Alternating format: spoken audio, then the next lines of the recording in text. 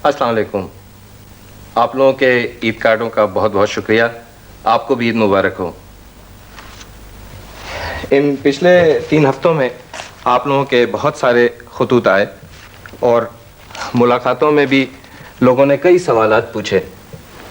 मैं कोशिश करूंगा कि आइंदा हफ्तों में उन मौज़ूआत पे गुफ्तगू करूं जिनके बारे में आप लोग मालूमात हासिल करना चाहते हैं। आज के इस सेशन में मैं पिछले 3 क्लिनिक से मुताल्लिक सवालात के जवाबात दूंगा।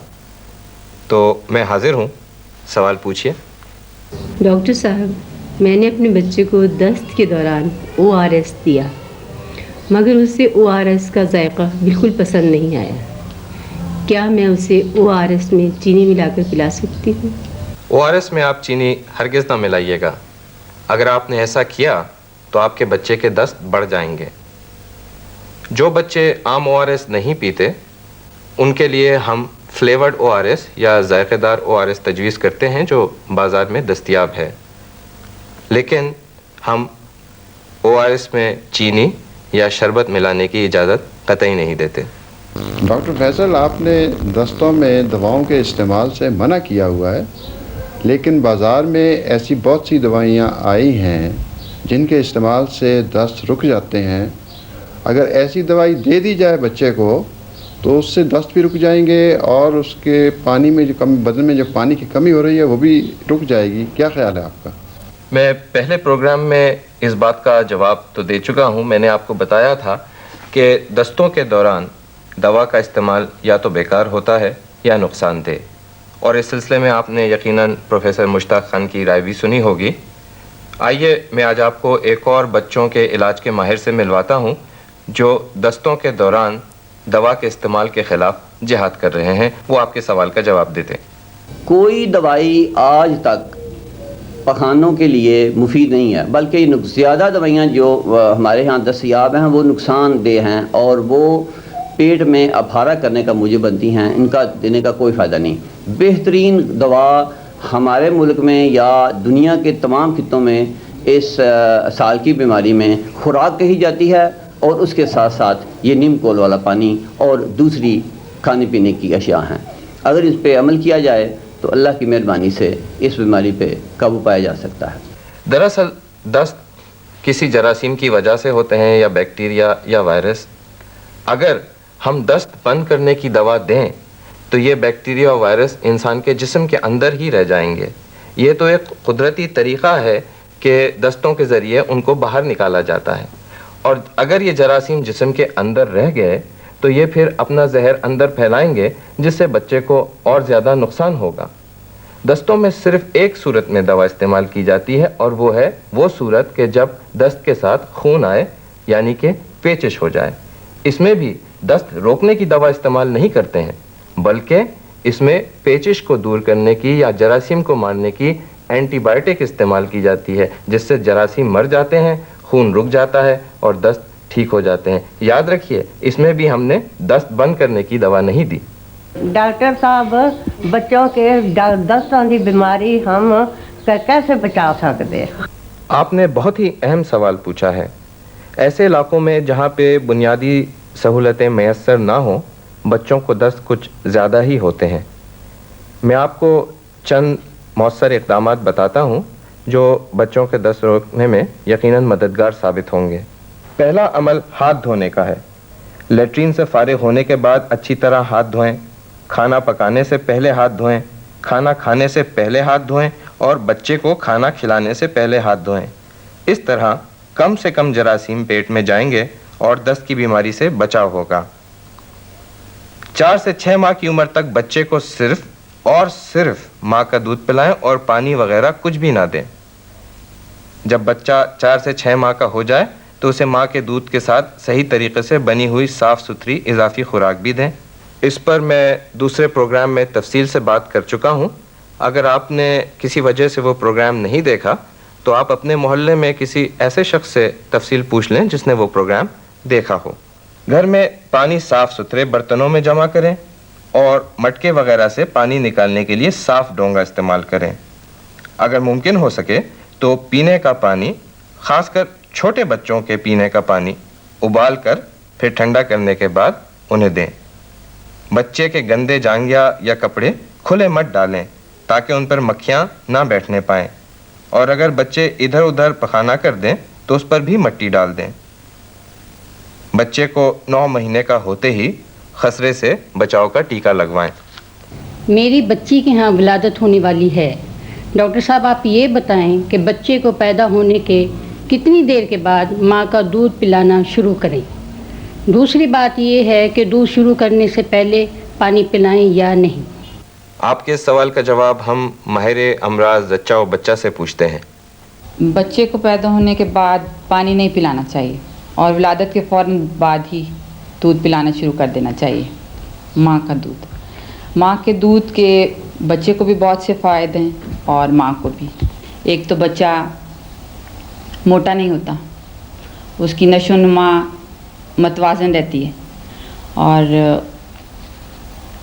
جو بچے ماں کا دودھ پیتے ہیں تمام بیماریوں سے بچے رہتے ہیں, مطلب تقریباً بہت سی بیماریوں سے, کیونکہ ماں کے دودھ یعنی جو شروع کا دودھ ہوتا ہے, شروع کے 2-4 دن کلوسٹرم جسے کہتے ہیں, اس میں اینٹی انفیکشن پراپرٹیز ہوتی ہیں جو کہ کافی بیماریوں سے بچے کو بچاتی ہیں, اور اس طرح بچے کی گروتھ اچھی رہتی ہے. پھر ہر وقت صاف ستھرا دودھ میسر رہتا ہے بچے کو. ماں کے لیے بھی بہت سے فائدے ہیں. ایک تو نفسیاتی طور پر ماں بچے کو دودھ پلا کر بہت اطمینان محسوس کرتی ہے.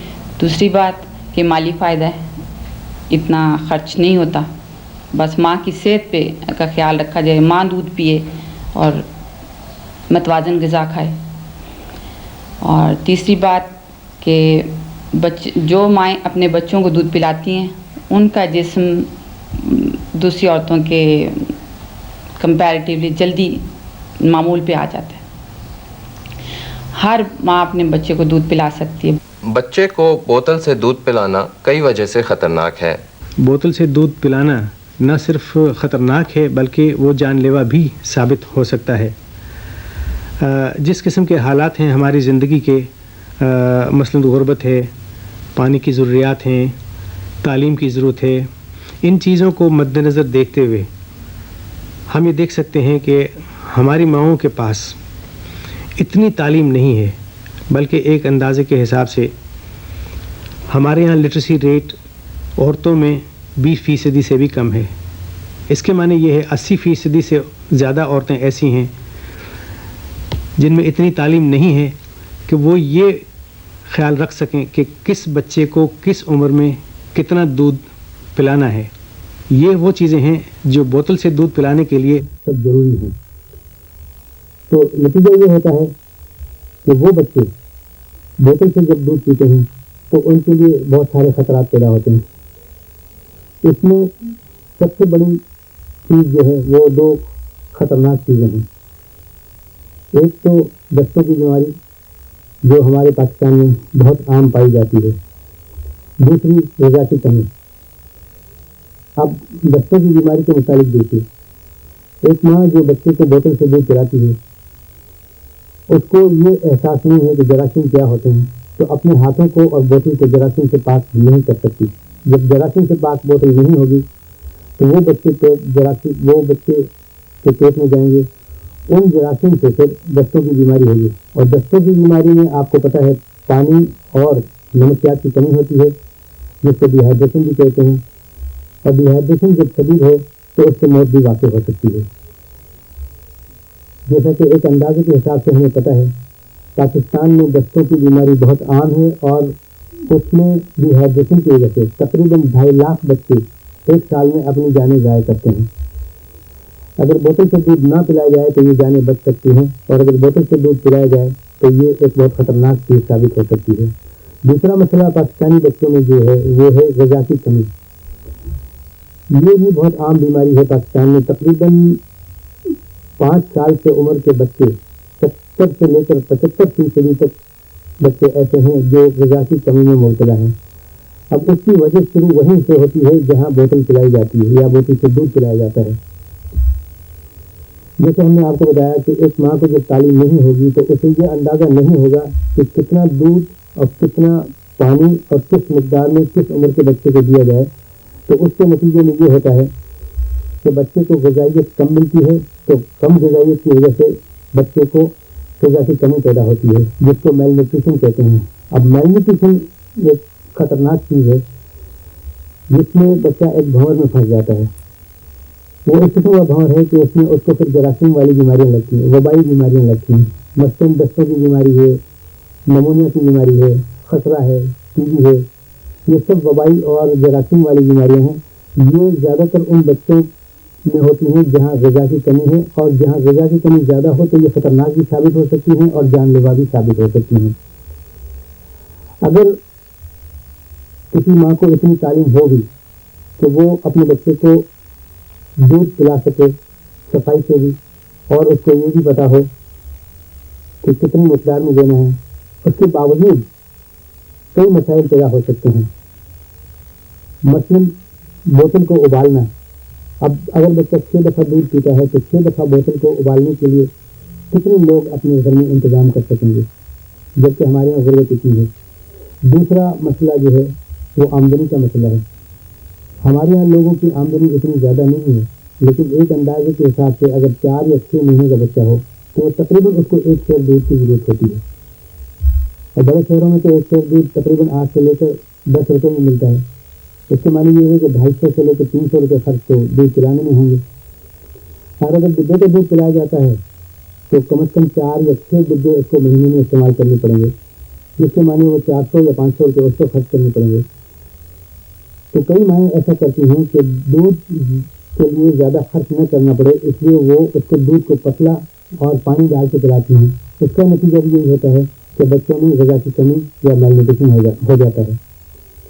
تو ناظرین، آپ نے دیکھا کہ بچوں کو بوتل سے دودھ پلانا خطرناک ثابت ہو سکتا ہے، اور اس میں بھی 2 بڑی بڑی خطرناک جو چیزیں ہیں وہ یہ ہے کہ دستوں کی بیماری اور ڈی ہائیڈریشن، اس میں موت واقع ہو سکتی ہے۔ دوسرا یہ ہے کہ غذا کی کمی میں ہمارے پاکستانی بچے بہت مبتلا ہیں، جس میں بڑی وجہ بوتل سے دودھ پلانا ہے، اور غذا کی کمی میں وبائی امراض اور جراثیم والے امراض پیدا ہو سکتے ہیں، اور وہ بھی بچے کی جان کے لیے خطرناک ثابت ہو سکتے ہیں۔ ڈاکٹر صاحب، میرے بچے کی عمر 9 ہے، اب سے صبح میں بخار ہے، تو میں اسے دودھ کے علاوہ دوسری خوراک دوں یا پھر بخار کرنے تک بند کر دوں؟ آپ اپنے بچے کو دودھ کے ساتھ ساتھ اضافی خوراک ضرور دیں۔ اس عمر میں تقریباً بچے کو 3/4 کپ دن میں 5 دفعہ اضافی خوراک کی ضرورت ہوتی ہے۔ یہ بات آپ یاد رکھیے کہ بخار میں بچے کی غذائی ضروریات کم نہیں ہوتی بلکہ بڑھ جاتی ہیں، اور اگر آپ نے اس کی غذا روک دی تو بچہ آپ کا بہت کمزور ہو جائے گا۔ اس لیے ضروری ہے کہ بیماری کے دوران بھی بچے کی خوراک جاری رکھی جائے۔ اکثر بچے بیماری میں کھانا پینا بہت کم کر دیتے ہیں۔ اس مسئلے سے ہم 2 طریقے سے نپٹ سکتے ہیں۔ پہلا یہ کہ ہم وہ کھانا پکائیں جو بچے کا پسندیدہ ہو، اور دوسری یہ بات یہ کہ ہم اسے تھوڑی تھوڑی دیر بعد غذا کھلائیں۔ ڈاکٹر صاحب، میرا بیٹا بہت کمزور ہے، کیا اس کو حفاظتی ٹیکہ لگنا چاہیے یا نہیں؟ ضرور لگنا چاہیے۔ کمزور بچوں کے بیمار ہونے کا امکان تو صحت مند بچوں سے زیادہ ہوتا ہے، خاص کر خطرہ تو کمزور بچوں کے لیے بہت ہی خطرناک ثابت ہوتی ہے۔ یہ بات صحیح ہے کہ صحت مند بچوں میں قوت مدافعت نسبتاً زیادہ ہوتی ہے، لیکن یہ قوت مدافعت کمزور بچوں میں بھی پیدا ہوتی ہے، اس لیے آپ اپنے بچے کو ٹیکہ ضرور لگوائیں۔ ڈاکٹر، میرے بچے کو 10 سال ہیں، کل اس کو ٹیکہ کا دن ہے، کیا میں اسے ٹیکہ لگواؤں کہ نہیں؟ آپ اپنے بچے کو ٹیکے ضرور لگوائیں۔ میں پہلے بھی یہ بات بتا چکا ہوں کہ عام بیماریوں میں بچوں کو ٹیکہ لگوایا جا سکتا ہے، لیکن ایک بات کا آپ کو خیال رکھنا ہوگا، وہ یہ کہ پولیو کی دوا پلائی جاتی ہے، اس لیے دستوں میں یہ امکان ہوتا ہے کہ یہ دوا صحیح طور سے جذب نہ ہو سکے اور اپنا اثر مکمل طور سے نہ کر سکے۔ اس لیے جب آپ کے بچے کا ڈی پی ٹی اور پولیو کا کورس مکمل ہو جائے، یعنی کہ اسے ڈی پی ٹی اور پولیو کی 3 خوراکیں مل جائیں، تو اس کے بعد آپ اسے 4 ہفتے بعد پولیو کی 1 اضافی خوراک اور پلا دیں۔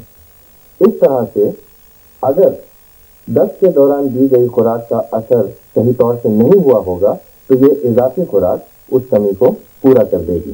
ڈاکٹر صاحب، میرے بچے کے ٹیکے کا کارڈ کھو گیا ہے اور مجھے ٹھیک سے یاد نہیں کہ اسے کتنے ٹیکے لگے ہیں. اب مجھے کیا کرنا چاہیے؟ اس کا حل ابھی بتا دیتے ہیں. یہ دیکھیے کہ BCG کا ٹیکہ جو لگتا ہے اس کا نشان ساری زندگی بازو پہ رہ جاتا ہے. تو آپ کے بچے کے بازو کو دیکھ کر کے یہ بتایا جا سکتا ہے کہ اس کو BCG کا ٹیکہ لگا ہے کہ نہیں. دوسری بات، اگر آپ کا بچہ 9 مہینے کا نہیں ہوا ہے تو اسے ابھی خسرہ کا ٹیکہ نہیں لگا ہوگا. لیکن اگر وہ 9 مہینے کا ہو چکا ہے اور آپ کو یاد نہیں کہ اسے خطرے کا ٹیکہ لگا ہے کہ نہیں، تو آپ الجھیے مت، اسے خطرے کا ٹیکہ لگوا دیجیے. اب رہا مسئلہ DPT اور پولیو کی خوراک کا.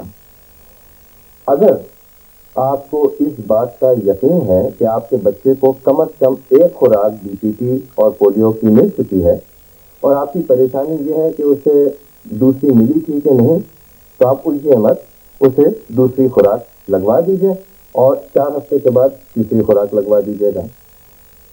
اگر آپ کی الجھن یہ ہے کہ آپ کے بچے کو تیسری خوراک ملی تھی کہ نہیں اور آپ کو یقین ہے کہ اسے 2 خوراک ضرور مل چکی ہیں لیکن آپ تیسری خوراک کے بارے میں شور نہیں ہے کہ اسے ملی تھی کہ نہیں، تو آپ اسے تیسری خوراک اب لگوا دیجیے، DPT کی اور پولیو کے خطرے پہ لگوا دیجیے.